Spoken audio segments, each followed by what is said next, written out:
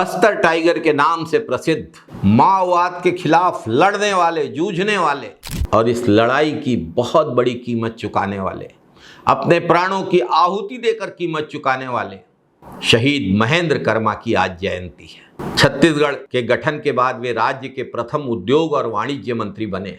2004 से 2008 तक श्री महेंद्र कर्मा छत्तीसगढ़ विधानसभा में कांग्रेस विधायक दल के नेता और नेता प्रतिपक्ष रहे।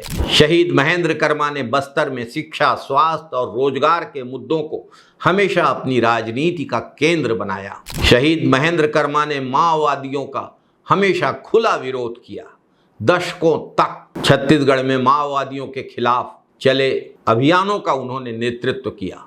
माओवादियों द्वारा उन पर अनेक बार जानलेवा हमले किए गए, लेकिन हर बार बस्तर टाइगर महेंद्र कर्मा सुरक्षित रहे। दुर्भाग्य से 25 मई को कांग्रेस पार्टी की परिवर्तन यात्रा के सुकमा से लौटते समय दरभा घाटी के पास काफिले पर माओवादियों ने घात लगाकर कायराना हमला किया। हमला उसी जगह हुआ जहां भाजपा की छत्तीसगढ़ सरकार ने पर्याप्त सुरक्षा उपलब्ध नहीं कराई थी।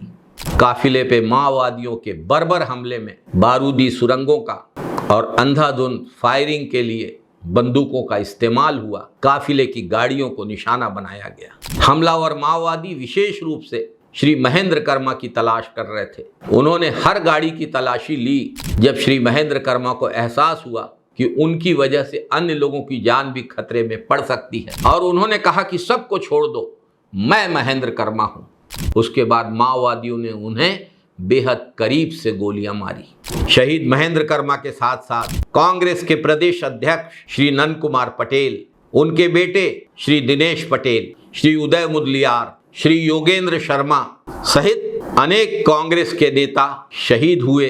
अनेक सुरक्षा कर्मियों ने अपनी जान गंवाई।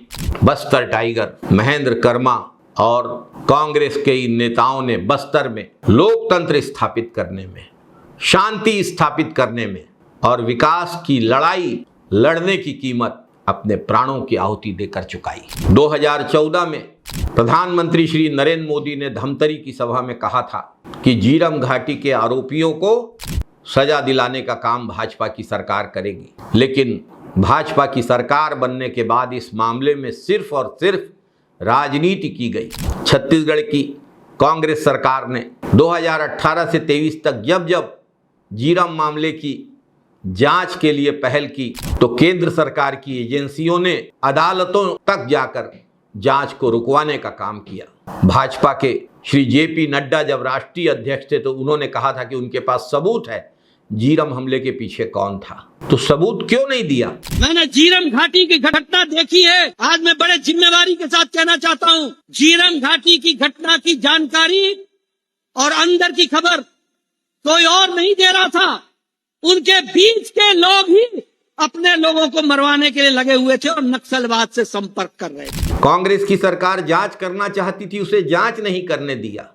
आपकी सरकार है केंद्र में, राज्य में, आप सबूत देने से क्यों घबरा रहे हैं? भाजपा के नेता सिर्फ शहीद परिवारों और छत्तीसगढ़ के लोगों के झीरम घाटी में लगे जख्मों को कुरेदने के लिए छत्तीसगढ़ आते हैं। दरभा घाटी की भीषण घटना के लिए माओवादियों के साथ साथ किए गए आपराधिक राजनीतिक षड्यंत्र की भूमिका को दरकिनार नहीं किया जा सकता। श्री महेंद्र कर्मा के लिए माओवाद के खिलाफ लड़ाई बस्तर वासियों के जीवन का भी सवाल था। श्री महेंद्र कर्मा के सिद्धांतों का भी सवाल था, और इस लड़ाई के लिए उन्होंने अपने प्राण न्योछावर किए।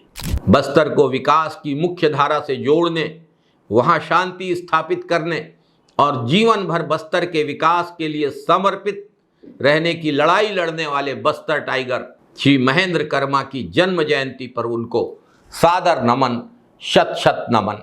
जय बस्तर, जय छत्तीसगढ़, जय हिंद, वंदे मातरम साथियों।